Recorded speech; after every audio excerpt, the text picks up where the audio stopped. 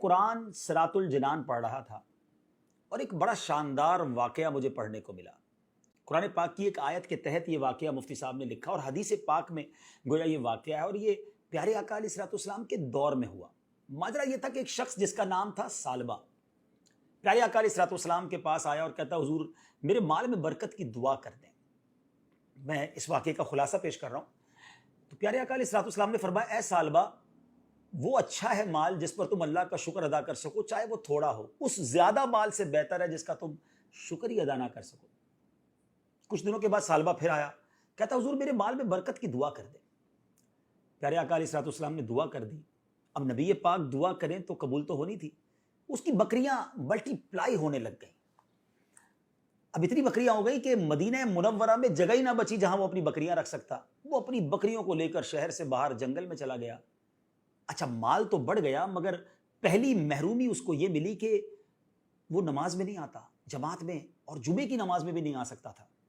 نبی پاک علیہ الصلوۃ والسلام نے پوچھا ثعلبہ کا کیا حال ہے؟ صحابہ کرام نے کہا حضور بہت پیسے ہو گئے، بڑا مال ہو گیا، اتنی بکریاں ہو گئی کہ اب مدینے میں جگہ ہی نہیں رکھنے کی۔ نبی پاک علیہ الصلوۃ والسلام نے فرمایا ثعلبہ پر افسوس ہے۔ اب نبی پاک نے یہ فرمایا تو دیر از سم تھنگ رانگ۔ اب کیا ہوا؟ اتنی بکریاں بڑھ گئیں کہ اب جنگل میں بھی جگہ نہ بچی۔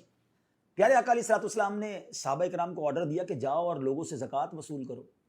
صحابہ کرام زکوٰۃ لیتے لیتے ثعلبہ کے پاس پہنچے اور کہا کہ تم نے بھی زکوٰۃ دینی ہے۔ جب اس نے کیلکولیٹ کیا تو زکوٰۃ میں تو بہت ساری بکریاں دینی پڑ جاتی۔ کہتا ہے مجھے تو یہ ٹیکس معلوم ہو رہا ہے، میں بعد میں بتاؤں گا۔ صحابہ کرام جب ریٹرن بیک ہوئے نبی پاک علیہ الصلوۃ والسلام کی بارگاہ میں، اس سے پہلے کہ وہ بتاتے کہ ثعلبہ نے کیا کہا، نبی پاک نے 2 ٹائمز، جی ہاں 2 بار فرمایا ثعلبہ پر افسوس ہے۔ اب ثعلبہ کو پتہ چلا کہ نبی پاک علیہ الصلوۃ والسلام ناراض ہو گئے۔ وہ آیا پیارے آقا کی بارگاہ میں، کہا حضور معاف کر دیں، یہ زکوٰۃ لے لیں۔ مگر اس کے آنے سے پہلے قرآن پاک کی ایک آیت نازل ہو چکی تھی، اور ان میں کچھ وہ ہیں جنہوں نے اللہ سے عہد کیا ہوا ہے کہ اگر اللہ ہمیں اپنے فضل سے دے گا تو ہم ضرور صدقہ دیں گے اور ہم ضرور صالحین میں سے ہو جائیں گے۔ پھر جب اللہ نے انہیں اپنے فضل سے عطا فرمایا تو اس میں بخل کرنے لگے اور منہ پھیر کر پلٹ گئے، وعدہ خلافی کی اللہ سے۔ پیارے آقا علیہ الصلوۃ والسلام نے اس کی زکوٰۃ، اس کا مال قبول نہیں کیا، اسے ریٹرن کر دیا۔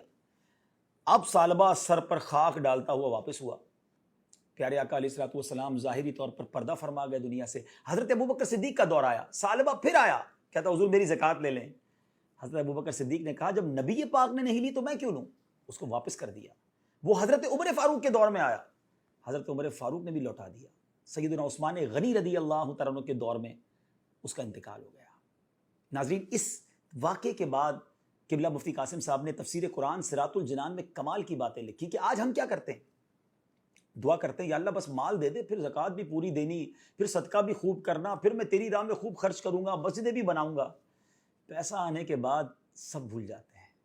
یا اللہ اس مشکل سے نکال دے، بس پھر میں نے نمازیں ہی پڑھنی ہے، نفل ہی پڑھنے ہیں، میں نے صدقہ خیرات ہی کرنی ہے، بس یہ بیماری دور ہو جائے، یہ قرضہ اتر جائے۔ کتنے وعدے کیے زندگی میں، جب وہ کام ہو گئے تو سب بھول گئے۔ غور کیجئے کہیں ہم یہ والا کام تو نہیں کر رہے جو ثعلبہ نے کیا تھا، اور پھر ایسی لعنت ہوتی ہے کہ پھر اس کی زکوٰۃ بھی قبول نہ کی گئی۔ علماء نے اس پر بھی ڈیبیٹ کی ہے کہ کیوں ثعلبہ کی توبہ قبول نہیں ہوئی، ثعلبہ کی زکوٰۃ قبول نہیں کی جاتی تھی۔ تو بتایا گیا کہ ثعلبہ جب بھی پیسے دینے آتا تھا نا، اس ڈر سے آتا تھا کہ لوگ برا بھلا کہہ رہے ہیں مجھے، اتنا برا ہوں میں کہ میری زکوٰۃ ہی قبول نہیں ہو رہی ہے۔ وہ لوگوں کی شرم میں عبادت کرتا تھا، اللہ کے لیے نہیں۔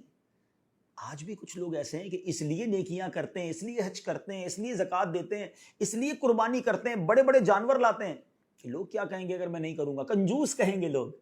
لوگوں کے لیے عبادت کر رہی ہے۔ پلیز سوچئے گا، اللہ کے لیے عبادت کریں اور اللہ سے جو وعدہ کریں اسے پورا کریں۔ ہمیں رب نے بہت کچھ دیا ہے، جو دیا ہے نبی پاک کا وہ جملہ یاد رکھیے گا کہ وہ تھوڑا اچھا ہے جس کا تم شکر ادا کر سکو، اس زیادہ سے جس کا شکر بھی ادا نہ کر سکو۔ آخری بات کہہ کر گفتگو ختم کرتا ہوں کہ ایک بڑا پیارا کوسچن کیا گیا کہ ہمیں کیسے پتا چلے کہ یہ نعمت ہے جو ہمیں اللہ نے عطا کی ہے یا یہ ہماری آزمائش ہے۔ علماء نے بڑا پیارا جواب دیا کہ جو نعمت تمہیں ملے اور تمہیں اللہ سے قریب کر دینا، سمجھ لو وہ نعمت ہے۔ اور جب تمہیں کوئی نعمت ملے، کوئی مال ملے، کوئی بھی چیز ملے اور وہ تمہیں اللہ سے دور کر دے، سمجھ لو وہ آزمائش ہے۔